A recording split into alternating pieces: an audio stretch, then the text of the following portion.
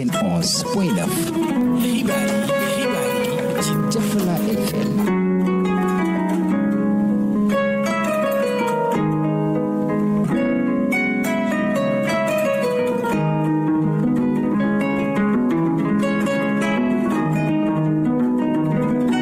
baaraam buñ talal ab joxoñ la xam ngeen loolu wante juróomi baaraam yuñ talal kuy rom yelwaan la suñu njiit yaa ñu dajale fii ndax xam ngeen lu tax du tuus ngir mun a jot ci ndimbal lii tom xibaar yi ci Jafala FM. koo ci gis mu ngi bég di layami suñ kanam di daagu mel ni ndimbal li seen ñaqi bopp la sabab. Vous écoutez Jafala FM 91.9. gis ngeen réew ci boppam bu fekkente ne li muy dunde ak di ko wodoo mu ngi ko yaakaar ci réew ni moom gis ngeen réew mooma li ko dale ci doomam ba ci ay setaatam benn kaddu dong la ñuy xam laaj leen ma ban kaddu jërëjëf. Vous écoutez Jafala FM.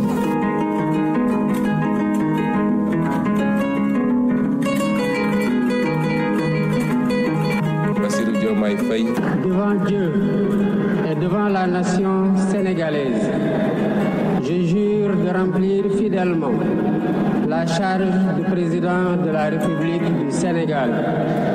d'observer comme de faire observer scrupuleusement les dispositions de la Constitution et des lois, de consacrer toutes mes forces à défendre les institutions constitutionnelles,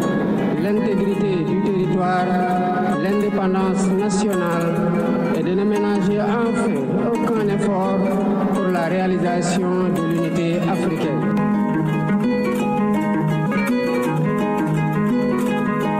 ñëw ñu def politique di xesee xëcc nit ñi teg ko ci mbokk moo xam ñoo bokk dëkk wala ñoo bokk xeet wala ñoo bokk tarixa wala ñoo bokk lii wala lële waaye dañoo ñëw waxtaan ak yéen ci ay xalaat waxtaan ak yéen ci vision ak gis-gis loolu moo ñu boole ñu rek yéen moo tax ànd boobu àndu dëgg la te àndu dëgg moo mën a soppi réew mi loolu tax fuñ leen woo ngeen wuñu suñ leen laajee sax seen koppar ngeen jël seen poos joxe ma fekkali leewaat ngeen billaahi wallaahi wa tallaahi du ngeen mus a toog ba ne am nañ déception du mus a am billaahi wallaahi wa tallaahi du ñu mus a toog ba ngeen ne am nañ déception. Vous écoutez Jafala FM.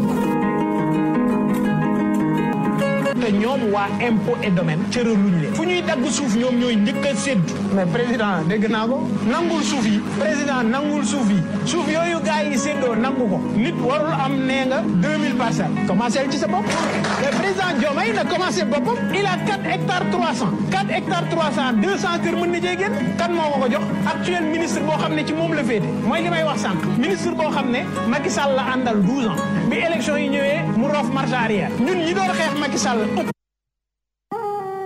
Jafala FM 91.9. fukki waxtu ak ñaar daal di jot fii ci studio Zeyda Fatoumata Zahra Ibrahima Niass waxtu woowee daal di jot section de recherche de la gendarmerie bu Kaolack dalee nag jàmm ci xibaar yi. la ca gën a fës bokk na ci rek fii ci diwaanu Kaolack ñaari taskatu xibaar yi di Fallou Galas Silla nekk correspondant Dakar Actu ak Omar Ndiaye ñu gën koo xam ci buur nekk ca Voix du Saloum ñoom nag daan leen convoqué ni ki tey ji ca section de recherche bu gendarmerie bu Kaolack moom nag Fallou Silla jamono ji nag jot nañ ko déglu ba noppi buur la noo fas yéene rek entendre ginnaaw rek ab plainte bu nga xamante ne si jaraaf bu Kaolack di Serigne Mboup daal na koy gàcc ci seenu ndodd Université Sine Saloum El Hadji Ibrahima Niass bu Kaolack ci ay chantier boobaak léegi dara yeggagu ca mu nekk nag ab jafe-jafe bu nga xamante ne si rek mi ngi leen di bëgg gàllankoor ci seen wàllum njàng ak njàngale waral nag député bi di Pape Djibril Fall daal di adressé ab lettre jëriñ yor wàllum njàng mu kawe mi ñaari junni ak ñeent fukki plaquette ñaari téeméer ak ñeent fukki plaquette yu cocaïne lanu teg loxo foofee ca Kafoury nekk ca région bu Kolda mu toll rek ci ay koppar mu daal di ëpp 21 milliards ci sunuy koppar Kaolack jaune rouge bu paludisme bu nu sukkandikoo ci kii di Seydina Alioune Kébé la mu daal di xamle moom moo di rek lii di siburu sonal na loolu askanu Kaolack ba tey moom Seydina Alioune mi ngi daal di dikkaat ci na la ñuy def rek ba wut ay précaution jëm rek ci bile feebar ginnaaw loolu ñaar lu xaaju xibaar lañ ci daal di toftal xibaar yi biti réew lay doon ak Assane Thiam Assane ginnaaw ba ma la nuyoo ba noppi an lan moo gën a fës tey jii ci xibaar yi biti réew yi. fay naa la soxna Nafisatu li ñeel wàllum xibaaru bitim réew yi dañ koy daal di tàmbalee fële ca diwaan bu Guinée ak référendum ba ñu fay amal États-Unis moom ki nga xam ne moom mooy juge bi am na ay kàddu yu mu yëkkati jëmale ci Mahmoud Khalil naka noonu it day ca diwaan bu Russie opposant ba nga xam ne nag day mu ngi wéy ci troupe Alexei Navalny génn àdduna ay mbir yu bees feeñ na ci li nga xam ne moom mooy génn àdduna boobee diwaan bu France ñu nga booloo def manifestation bu yaatu soxna Nafisatu yaatal bi léegi-léegi lay doon incha allah ginnaaw xibaar yi biti réew yi xibaar yi tàggat yaram lañu ci daal di toftal ak coach Abdoulaye Diack coach ginnaaw ba ma la nuyoo ba noppi la noonu jàpp ni moo gën a fës tey ji ci xibaar yi tàggat yaram yi la ciy gën a fës soxna na fi ginnaaw bi ma la fayee ba noppi daañu ko door ak lu nga xamante ni moom moo soxal wàllum classement FIFA ni ki tey la ñu ko daal di génne ci mois bi nga xamante ni ci la ñu nekk Sénégal nag moom mi ngi ci 18e place mondiale bi daanaka randuwul waaye avancé wul dinañu wax tamit ci li nga xamante ni moom moo soxal ba tey lile di wàllum équipe nationale bu Sénégal ci wàllum jigéen ñi nga xamante ni ñoom ña ngay ca Libéria di amal li nga xamante ni mooy tournoi UFOA daañ ci waxtaan ndax démb la ñu daal di génn seen génn bu njëkk défaite lañ ci daal di am daañu waxtaanee itam li nga xamante ni moom moo soxal Ligue européenne des champions tey dana am affiche yu am solo yu am daañu ñëw ak yéen it ci résultat yu démb yi jeexal ko ak li nga xamante ni moom moo nekk wàllum mondiaux d'athlétisme yi nga xamante ni ñu ngi koy amalee fële ca Japon fii mu ne suñu doom di soxna Sali Sarr moom ma ngay amal li nga xamante ni moom mooy ay jonganteem bu ci génnee rek incha allah dina am ndam lu yaatu li nga xamante ni moom mooy doomu Sénégal bi des ci yooyu le mondiaux ca Tokyo. mëngoo ko coach Abdoulaye Diack ak xibaar yi tàggat yaram yi ginnaaw xibaar yi tàggat yaram lañ koy toftal li gën a fës ci ëttu yéenekaay yi Seydina Ousmane Ndiaye lañ koy daal di àndal ginnaaw bàkk bi ma dégg ak ñi yaatal ak faram fàccee.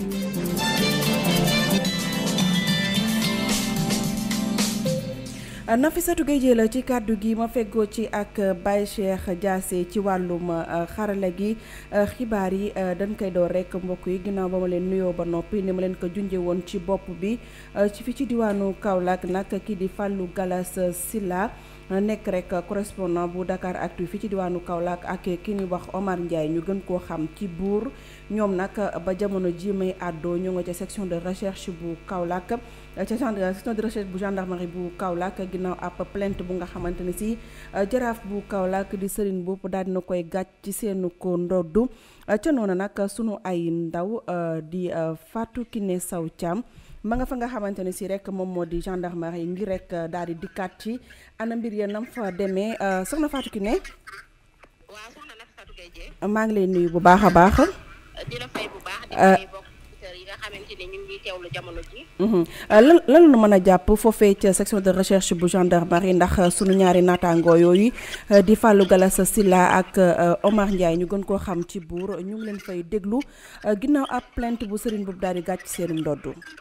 comme ni nga ko waxee rek Nafissatou jamono ji ñoom ñu ngi ci biir section de recherche bi gendarmerie yi di leen déglu waaye daal dinañ lembeeku ñi nga xamante ni ñooy taskatu xibaar yi nekk fii ci diwaanu Kaolack ñu ci bari daal dinañ génn ngir soutenir ñi nga xamante ni mooy seen naataango yooyu ñuy jàpp maa ngi fii ak ki nga xamante ni mooy doyen Diallo ñu daal di koy déglu rek mu wax xalaatam par rapport ak situation bi ñu daal. waaw merci Fatou Kiné maa ngi nuyu ñëpp di nuyu rajo Jafala FM di nuyu le journaliste kan la Nafissatou ñu ngi lay nuyu bu baax a baax waaw tey nag dañuy ñëw gendarmerie fii nii parce que le petit maire de Kaolack moo defati mëninam muy porter plainte moo porté ti plainte waaye bii pas dafa porter plainte des journalistes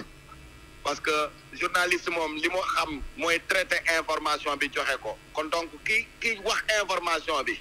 kooku la waroon attardé wu mais moom il a un problème avec la presse locale il a un problème avec la presse locale mais je dirais pas il a un problème avec la presse nationale mais je dirais qu'il a un problème avec la presse locale waaye nag ñun moom na xam ne du ñu doon wàcc ci terrain yi sax man Dakar laa nekk dama nekk ci vacances ma ñëw fii dama jóg ñëw ne ko moom dafa tuuti ci noppiloo nit ñi ñun bi ñuy wax xamuñu ko te dañuy continuer di wax ba ñuy dee il est trop petit pour nous faire taire il est trop petit ensuite que Kaolack bàyyi xam ne kii nii di porter plainte mooy ki Kaolack desalul dara mooy ki nga xamante ne mooy ki gën ci Kaolack mooy ki nga xamante ne ñun yëkkati nañ àdduna ak li ci biiram jox ko àdduna ak li ci biiram mooy c'est lui le président de la chambre de commerce de Kaolack chambre de commerce yemul foofu dafa ne chambre de commerce d'industrie d'agriculture et d'élevage donc ñun dénk nañ ko suñu industrie dénk nañ ko suñu élevage dénk nañ ko suñu agriculture kon amul lu ñu ko desel ñu tegti mu nekk le président de la SID maanaam société bi nga xam ne moo géré cœur de ville de Kaolack lan mooy cœur mooy xolu Kaolack moom lañ ko jox mu géré ñu ko après nag ñu yëkkati ko def ko le premier magistrat de la ville mooy maanaam Kaolack dañu tënk lépp yëkkati jox ko moo su ko doyul dara dootu ko doy donc ñun li ñu tal mooy suñu mbokk sinistré yi ñun li ñu tal mooy suñu yoon yu mel ni Mérignac yi nga xamante ne c'est impraticable ñun loolu la ñu soxla ci maire bi mu defar ko bien vrai que ñun bokkuñu ci ñi ko fal parce que xamoon nañ ne il est incapable de faire quoi que ce soit dans cette ville là su xuloowul ak administrateur mi ngi xuloog politicien su xuloowul ak politicien mi ngi xuloog presse kon moom kan la bàyyi amul ko mu bàyyi dafa war a am raison garder merci beaucoup mu nekkoon ki nga xamante ni mooy doyen Diallo maa ngi nii ak Alassane bàyyi ko rek mu sànni ci quelques kàddu rek par rapport ak situation. voilà maa ngi lay nuyu di nuyu mbooleem ñi déglu Jafala ak ñi ñuy bàyyi xel voilà di wax ni ñëw nañ fi tey nag tant que solidarité ak suñu ay confrères yoo xam ne dañu leen convoqué fii ci brigade de recherche bu gendarmerie bu Kaolack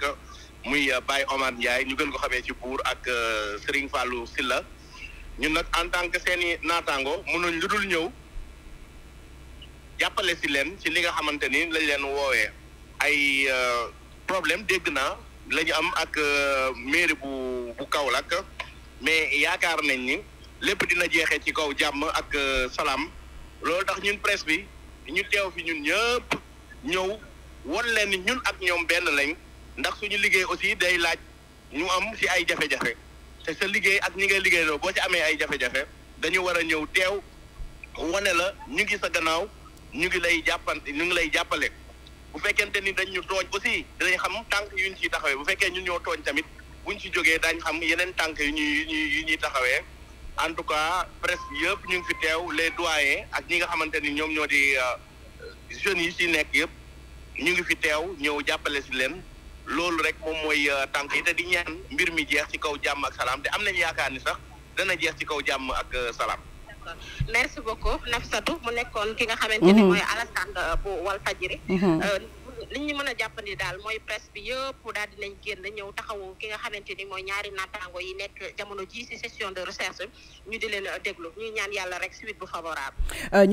rek suite bu favorable mu nekkoon sunu ndaw Fatou Kiné Sow Thiam fa nga xamante ne si moom moo di section de recherche bu gendarmerie bu Kaolack ba tey dañuy wéyandi ci biir xibaar yi ginnaaw rek intervention yi nga xamante ne sunu naataango yi daal dina koy def moom Moussa Fall Aprodel moom itam daal dinay àddu ci boobule plainte jëm rek ci ñaari journaliste yooyee di xamal Serigne Boub rek ne am na yeneen priorité yu ëpp solo fi ci diwaanu Kaolack ndax mbënn mi ngi fi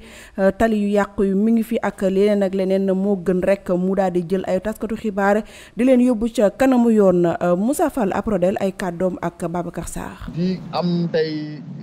naqar di am mbetteel di am xol bu jeex waaye di massawu aussi population Kaolack gannaaw du ma ko defee barki démb ci mbënn mi tey nag li ñu tax ñu intervenir nii mooy xew-xew bi li ay di jàmbat mooy le fait que journalistes yi nga xam ne ñoo nekk Kaolack rawatina ku mel ni Fallou Sylla ku mel ni sunu rak Bour Saloum mais aussi suma frère suma jarbaat Papi Gueye nekk acteur politique ñoom ñëpp ñu convoqué leen ci gendarmerie pour ñu expliquer ci ay kaddu yoo xam ne yëkkati nañ ko jëme ci biir Kaolack yaakaar naa ne tey Kaolack xaaruñu ci loolu ñi nga xam ne moom la yàlla dénk dëkk bi xaaruñu leen ci li nga xam ne ci lañ nekk muy entreprise de musulman, entreprise d'intimidation, entreprise de déstabilisation de ces acteurs, des acteurs politiques et de la presse de Kaolack. li ñuy yaakaar moom mooy ni Kaolack tey suñu yitte yëpp dañ ko waroon a consacré ci nan la ñu fexe tey ba dimbale askan bi, nan la ñu fexe ba dimbale nit ñi ci ndox mi, nan la ñu fexe ba li nga xam ne tey moom mooy ubbi tey jàng tey nga xam ne xale yi ñu ngi préparé l'ouverture la rentrée scolaire ñu fexe ba école yi nga xam ne moo nekk ci dëkk bi ñu seet ni ñu ko mën a fexe ba xale yi mën cee dem jàng ñu génnee ndox mi bàyyaat école yi mais ñi ngi xaar tey ñi nga xam ne suñu mbokk yi nga xam ne depuis màggal ñu ngi ci biir ndox te yàgg nañ ci sonn nañ ci ñu ngi feet ni ñu fexe ba tàggu ndox mi utal ay machine utal leen ay jumtuwaay utal ay camion hydrocarbures ñu mën a génne ndox moomu defe naa ne loolu mooy priorité yi actuellement mais nekkul doomu dëkk bi nga xam ne tey yàlla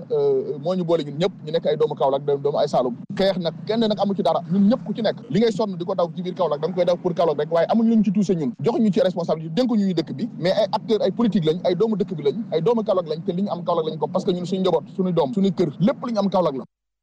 lépp lu nu am Kaolack la mu nekkoon ay kàddu yu Moussa Fall Aprodel ci fàttali ginnaaw buur ak ki nga xamante ne si rek moom moo di Fallou Gallas Sylla moom Papi Gueye mi nga xamante ne si rek moom moo daal di woote woon boobule activité nekk njiital mouvement réveil moom nag ñu ngi koy xaarandi ca section de recherche bu gendarmerie bu 15h jotee fukki waxtoog ñaar moom moo daal di jot ba tegal fukki simili ak ñeent foofee ca diwaanu Kolda. yéen a ngi déglu Jafala FM. ca diwaanu Kolda la ñuy wutali comme ni ma leen ko junjee woon ca bopp ba lu toll ci 200 ak ñeent fukki plaquettes de cocaïne ginnaaw rek ban ko xaymaa ba noppi kopparee ma nga toll ci 21,780 milliards bile saisi nag ñu ngi ko amalee foofee ca Kalifouri ca région bu Kolda bu nu sukkandikoo direction générale des douanes nga xamante ne ñoom ñu amal liggéey bu mucc ay boobee ñu ngi xam ne ni bile saisi ñu ngi ko amal ginnaaw rek ay renseignements yu ñu ko daal di lu leen daal di defal. jëm rek ci benn oto bu nu denc boobule marchandise oto ba nag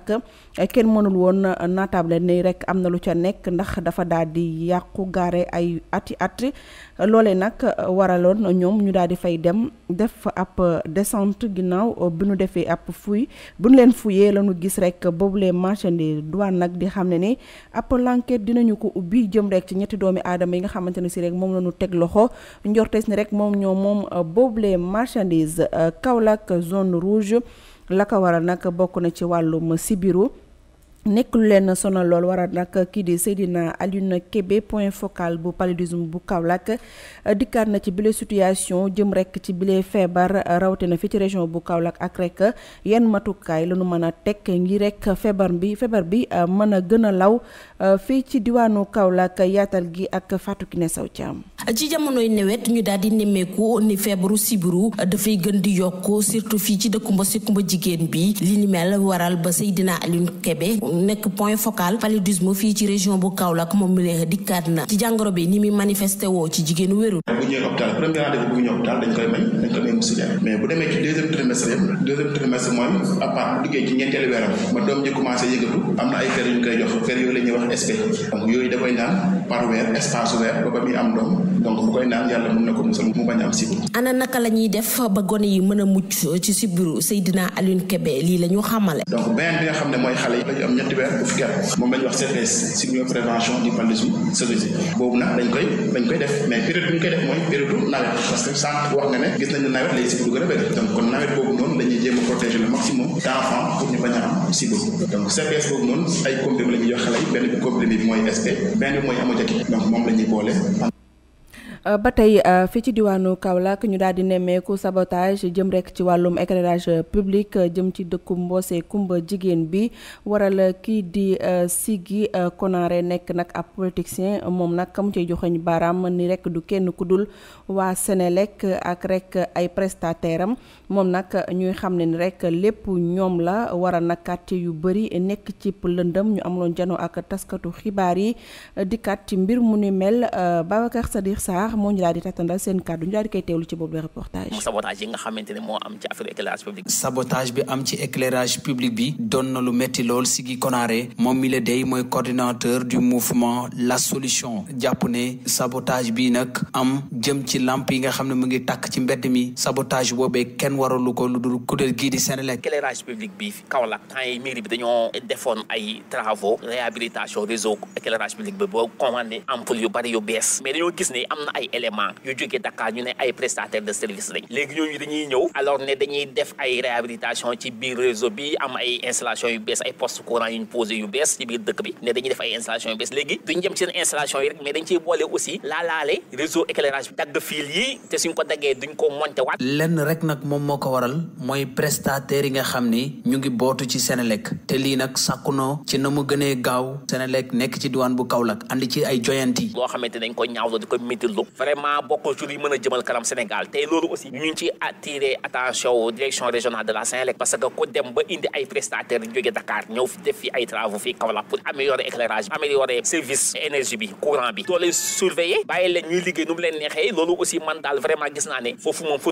délégation régionale bu Senelec bi la. Kaolack nag donte municipalité bi mu ngi góorgóorlu waaye jot na état Sénégal gëstu ko defal ko programme bu spécial bi nga xam ni moom mooy tax mairie bi suqaleku. vraiment dëkk bi stade bi mu toll ñun bëgg nañ moo gën a mën a dépasser stade bi parce que très sincèrement parler ñu ngi wax la municipalité ak budget municipalité mais dañu ne la ville yi nekk au Sénégal muy Thiès ak Fatick ak ba Kolda yooyu yëpp dañoo gis ne état bu Sénégal dafa leen doté woon programme spécial. yile kaddu nag moom Sigi Konaré mu ngi ko yëkkatee ginnaaw janoowam ak taskatu xabaar yi doon ay kaddu yoo xam ni ñaax na ko kuréel gii di Senelec ngir ñu xoolaat liggéey bi ci mbedd mi waaye tamit sàkku na ci Kaolack waaye yëpp jàjju ba dëgër topp ci ginnaaw Serigne Mboup ngir Kaolack mën a soqaleku ba faw. ngir Kaolack mën a soqaliku ba faaw sant ko jërëm ko moom Babacar Sadikh Sarr liggéeykat yi nga xamante ne ñoom ñoo nekk ca hôtel Radisson Blu ñoom nag ab grève de la faim maanaam xiifal la ñu daal di sóobu la ñuy daal di naqarlu bokk na ci rek ay licenciement abusif yu ñu tegul fenn ginnaaw rek ba nga xamante ne si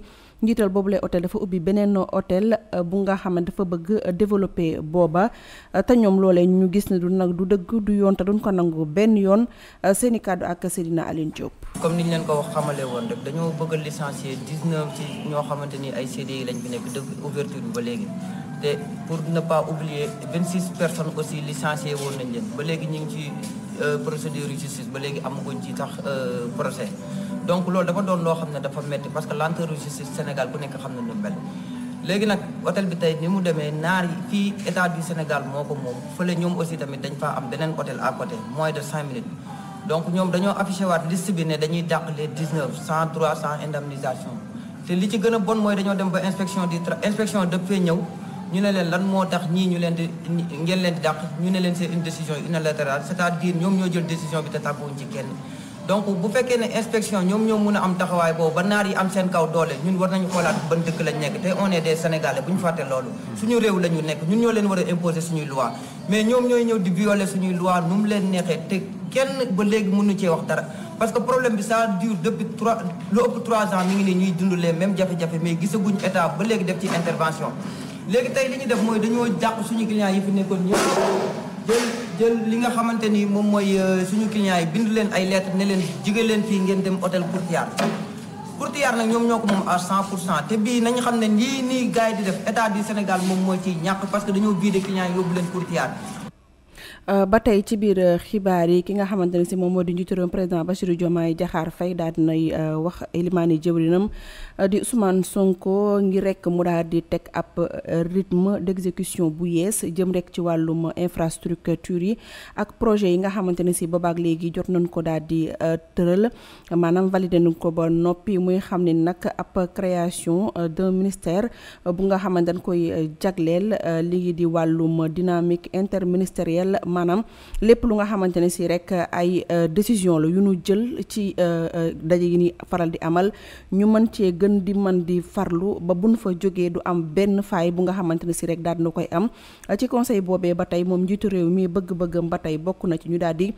tëral ab politique de construction bu nga xamante ne si ay réalisation yi yu infrastructure publique yi ak yeneen yu ni mel bokk na ci li nga xamante ne si moom moo di priorité gouvernement bu Sénégal fukki waxtu ak ñaar moom moo daal di jot ba tegal ñaar fukki simili ak ñaar ca rond-point Orange bu Medina Baye. yéen a ngi déglu Jafala FM ñuy ba tey ci biir xibaar yi ak commerçant yi nga xamante ne si ay ambulant la nekk ca marché Medina Baye ñëwoon fi ci gàmmu gi ñoom nag ginnaaw ab doxantu bu nu amal ca seen bërëb boobee ñu ngi xam ne ni rek seen place yi abordable na liggéey bi mu ngi mucc ayib waaye nag li des moom moo di askan bi ñëw rek daal di jënd ndax client yi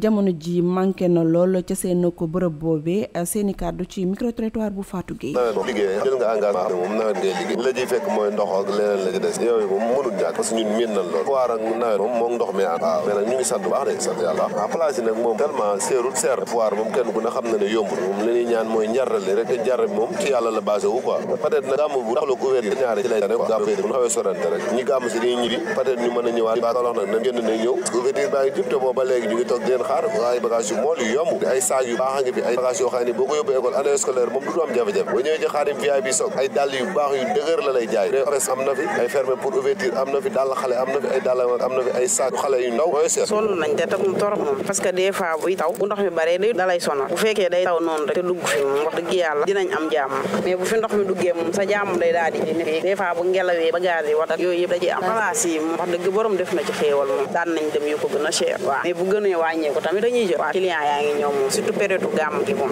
ñi ngi ñëw fi mu ne nii moom dañuy wàññeeku parce que gàmm gi yàlla na ndax waaru gàmm la woon client yi ñu doon jënd mooy ñi ñëwoon gàmm jaay moom sandel la quoi gàmmu gi yaakaar la quoi waaw bu amee chaque année dañuy ñëw jaay wax dëgg fa la sandel dañ ciy gis suñu bopp taw bi daal xaw a sonal parfois ndox mi day bëri fii mais bu dul loolu moom amuñu ci benn problème sandel la quoi place de seer na seeru am na yu ko gën a seer quoi xaw na seer ci ñu ko xam place ñu ngi koy jëlee 75 000 mais durant 20 jours mais am na yoo xam ne sa day gën a seer fii mais fii moom wax dëgg da ciy jox yool quoi période du gàmmu gi waaw 75 000 la ñuy fay place peut-être ñu yokkaat ko quoi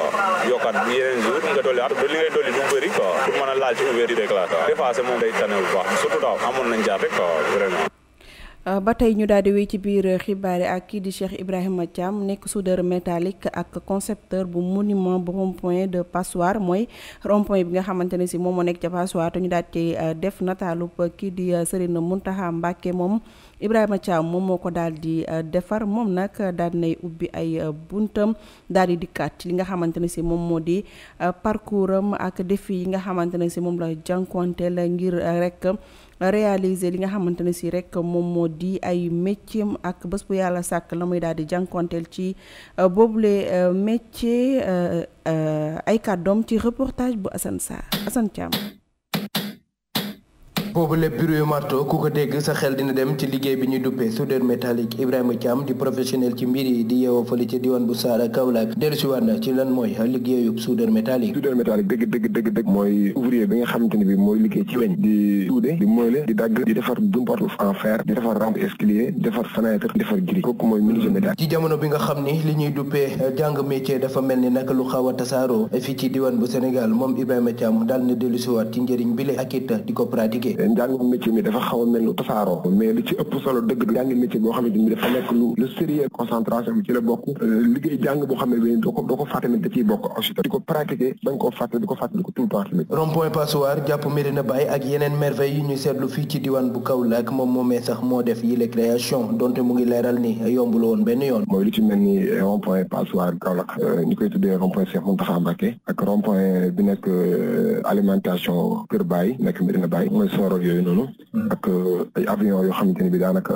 yëpp ay symbole la rek am na aussi tamit yoo xam ne defar nañ ko génn ci réew mi génn réew mi dem ci bitim réew aar boobu nag man maa imposé sama bopp ne man tey lii laay def ñu ci bari ñu ngi defar leen jombul amul benn création boo xamante ne bi yomb na di liggéey loo am ci client yi mu daal di delluwaat ci ay matériels yu cher bokk na ci li ko métti ba mu yëkkati kàddoom rek di woo autorité yi ngir ñu andil ko ci ay saafara yile bagage sax nga gis ko fii ci diwaan bu Kaolack loolee lu jafe la gën a sonal ñu muy wàllum sécurité moom amuñu ko fenn ci liggéey bi sécurité suñ ko waxee mooy maanaam tekkul ci wàllum gaañu wala ay kii ak yooyu sécurité liggéey bi mooy maanaam matériel bi nga xam ne dëgg mooy tax ñu liggéey ko ñu fii matériel boobu amuñu ko tey jii machine yi nga xam ne moom la ñuy liggéey rek lu ci bëri balaa ñu ko am faaw génn Kaolack dem beneen région wala dem beneen dëkk ba pare matériel bi seeraay boo xamante ni bi ñun xamuñu fan la seeree mais lépp lu ñu am ci client bi rek ci matériel ne lay duggaat soxla autorité yi dimbali ñu ci nekk ndaw di liggéey lépp loo dajale rek mu daal di dem ci ay bagage yoo xam ne mënoo ko gis sax ci barab bi ngay yeewoo li le mooy waral ñu samp ab laaj ndax jotul ñi féete ci secteur primaire bi ñu gën leen a bàyyi xel.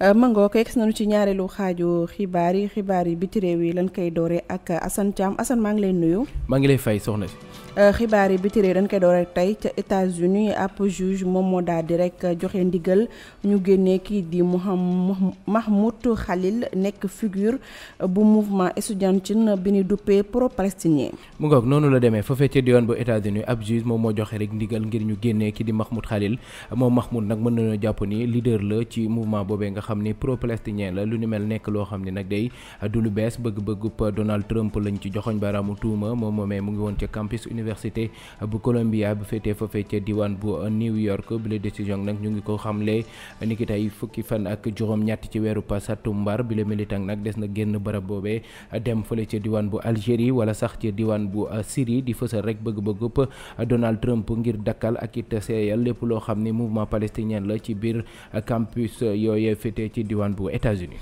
ca Russie la ñuy daal di wutali opposant bi di Alexei Navalny moom moomee nag dañ ko daal di empoisonné bu nu sukkandikoo ci soxnaam si nga xamante ni moom moo ko daal di xamle ndax rek la mu gis moom moo di ci ay analyse la mu gisee mbir mu ni mel. mu ngoog noonee la amee foofee ca diwaan bu Russie opposant boobee nga xam ne nag day mu ngi wuyoo ci troupe Alexei Navalny moom moomee sax ñu ngi ko dencoon ca bërëb booya di ay kaso lu toll ci nag ñeent fukk ak juróom-ñaar la am ci ay at doog a génn àdduna ci atub 2024 génn àdduna ki nga xam ni moom mooy Alexei métti lool kii di soxna si du Lilia waral nag mu topp li nga xam ni moom mooy la ca bàyyeekoo ci ay xibaar ba gis ni analyse yi ak it li nga xam ne nag de bàyyeekoo na ca li ci gën a fës du lenn rek lu dul posone goo xam ne def nañ ko jëmale ko ci jëkkëram joojee nga xam ne nekkoon na opposant bi gënoon a am doole foofee ca diwaan bu Russie. ñu jeexalee ko ca réewum France ñoom nag jamono ji ñu ngi ci wàllu mobilisation bu mucc ayib ak ay grève donte naam ñi di takk deri da leen ko daal di gàntal. mu ngoog autorité yi féetee foofee ca diwaan bu France ñoom ñoo rek voté ab budget lu ni mel nag sabab askan ba yeewoo ca barab ba mer bu futtu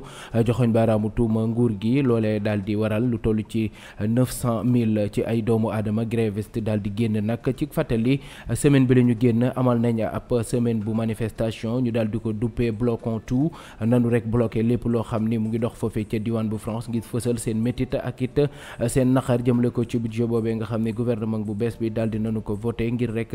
delloo yoon ak it fexe nu nu def ba askan wi tàmbali di def seen i dem ak seen dikk ci nu mu gën a yombee ngir dakkal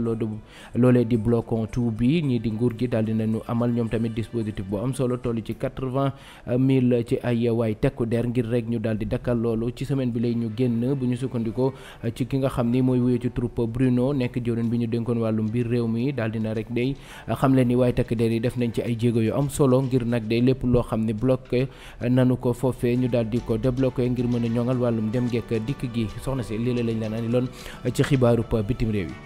Mangook sant ko jaajëfal ko moom Assane Thiam ci xibaar yi biti réew yi léegi-léegi dañuy tàbb ci xibaar yi tàggat yaram yi. xabaaru tàggat yaram.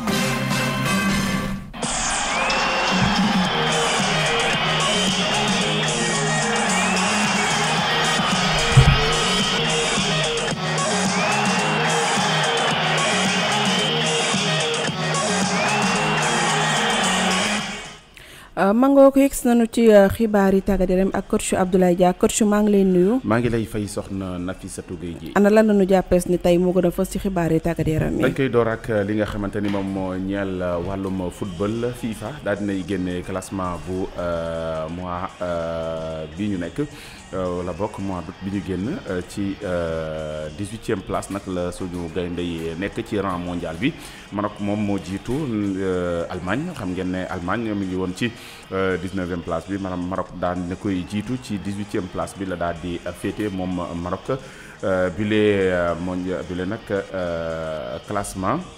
daanaka amul impact bu mag ndax position bu Sénégal moom demul cëng dikkul mbaylaar ci 18e place bi comme ni ma ko waxee ci la nekk ci rang mondial bi nekk ci 2e place bi ci rang Afrique bi classement bi nag ni mu tëddee ci rang mondial bi Espagne moo jiitu France topp ci Argentine Angleterre Maroc nekk ci 12e place bi la toog moom ci rang mondial bi ci nga xamante ni moom moo nekk Sénégal nekk ci 2e place bi ci zone Afrique Égypte moom dafa wàcc 34e place place la nekk ci rang mondial bi ñëw ci 35e place bi Algérie moom nekkoon ci 38e place bi léegi mi ngi ci 45e place bi ci la daal di féete ci ñu des ba tey nag ci lu soxal wàllum football ak équipe nationale bu Sénégal soxal nag jigéen ñi tournoi UFOA A bi nga xamante ni ña ngi koy amal ca Libéria ci atum 2025 bi ñu nekk sunu gaynde yi ñoom defet la ñu tabbi ci tournoi bi seen match bu njëkk démb ñii di waa Sierra Leone ñoo leen daan 2-0 bitu Sénégal bi nag kii di Habib Baro moo ko daal di dugal ginnaaw nag bi ñu joué lu toll ci 53e minute Sénégal nag dina amal ñaareelu jonganteem ni ki ëllëg wala bokk ni ki dimanche seen diggante ak Libéria bi nga xamante ni moom mooy dalal POMI bu 16h jotee ñu wutali ci Europe ak lu soxal wàllum Ligue européenne des champions première journée di wëy ni ki tey daañu amal ay jongante yoom solo bu 19h jotee Newcastle dina dalal ñii di waa FC Barcelone Eintracht Francfort moom di laale ak Galatasaray bu Ismail Jacob Sporting moom dina laale ak ñi nga xamante ne ñooy Karat Almaty Manchester City moom ak Napoli ñooy laale lu ko jiitu nag ñii di waa Copenhague dina laale ak ñii di waa Bayern Leverkusen Club Brugge di laale ak Monaco bu Lamine Camara ak Krépin Diatta démb Slavia Praha dafa daal di match nul ak FK Bodo 2-2 Olympiakos ak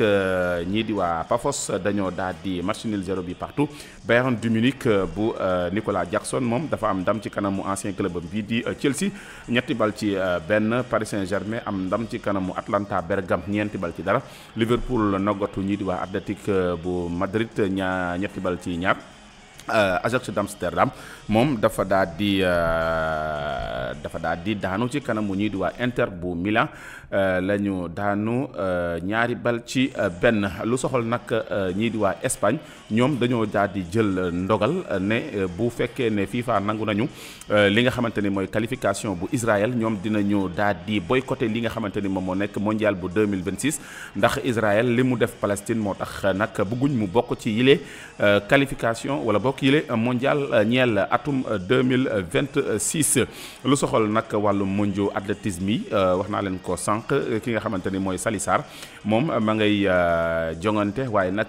li nga xamante ni mooy résultat yi fii ba sànq daal di wul wàcc ñu xaarandiku rek si yunu yeneen jotaayu xibaar jeexal ak lu soxal wàllum nawetaan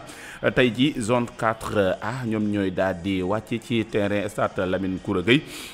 match bu njëkk Vragel ak Kanda Fodé Baye ñooy laale Jamono ak ASC Jokko bu Abattoir ASC Koundam dina laale ak ASC UFAN quatrième match bi nag war a dox ci diggante ñii di waa ASC Darou Salam ak ñii di waa Union Albouri Real niki démb nag waa zone 3B ñoom ñoo doon amal li nga xamante ni moom moo nekkoon nag kon seeni jongante ñi nga xamante ne ñoom ñoo nekk waa AJ Sam dañoo daanu ci kanamu yëgu 2-1 Médina Sud daanu ci kanamu ñii di waa Super Étoile bu Médina 2-0 solo na fi lii moo nekkoon li gënoon a fës ci xibaaru tàggat yaram yi da ngaa jommi. jokkoo jël a baax jokkoo jël a baax. ma ngoog dañuy rek tàbbi ci li gën a fës ci ëttu yéenekaay yi.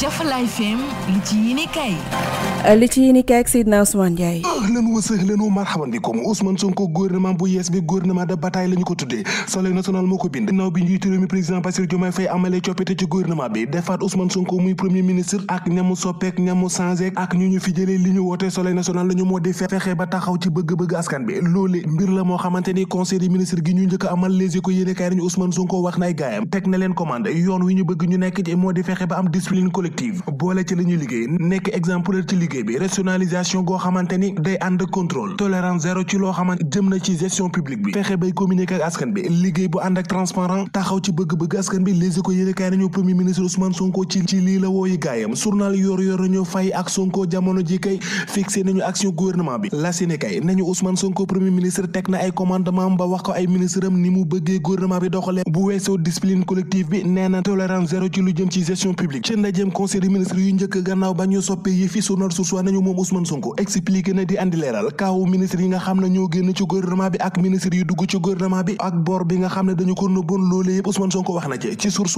gërëm nañ ñi nga xam ne ñoo génn te dooni ay ministre ma ngay tatagal ak di dalal ministre yu yeese di leen xamal lan moo leen war ak lu leen di xaar wàllum politique ak mbirum mairie bu Dakar journal Point Actu ñu yëgal ne gannaaw Barthélémy Dias moo ñu fa jëlee ba tabbu fa Abbas Fall moom Barthélémy Dias defoon na recours fële ci cour suprême tey nag lay génn ñu xool fan la Barthélémy Barthélémy Dias di mujj waaye nag bu dina moo gagné Abbas Fall na xam ne moom itam dana perte lu bari Cour suprême joxu ko dëgg moom itam dana perte ñaari yoon wàllum économique di koom gi Le Quotidien yéene kaay nañu suñu réew di Sénégal lu jëm ci eurobond di Sénégal gi jamono ji ma nga cay perte ndax fa ñu koy xaar ak fa mu yegg jamono ji mu ngi 1,8% te daanaka réewu Afrique yi ñu wër yëpp ñu ngi ci 1,9% li ko waral bokk na ci Le Quotidien yéene kaay nañu FMI mi nga xam ne bu yàgg ba tey mu ngi téye loxoom ne 15 du dugg ci réew mi fi lekk leeraluñ ak bor bi nga xam ne nee nañu dañu ko nëbbu yéey yaay jamono ji guuta gu Sénégal dugg Le Quotidien yéene kaay nañu moo ko ci dugal loi bi ñu bëgg a dugal ci assemblée nationale ngir voté ko journal Walf Fadjri yéene kaay ci la xëy di ñu xamal ne wàllum réforme des codes des impôts loolee mbir la moo xamante ne am nañu ciy gagné waaye am nañu ciy perte ña ciy gagné jële ci seen koom moo di investisseurs yi ña ca nar a perte dëggantaan nag moo di tuxkat yi kartekat yi ak ñi yëngu ci wàllum transfert d'argent ñooñu moom bu ñu mayul fa la ñuy jaaree yàqule ba faw mbir moomee ñu nar a dugal ci assemblée nationale war ko wote Abdoul Ahad Ndiaye bu Pastef nee na nañu ko xoolaat nañu xool avantage yi nga xam ne ñi yëngu ci wàllum transfert d'argent am nañu ko ci ak lan la ñu ciy perte ndax ñooñu li ñuy représenté ci réew mi daanaka toll na ci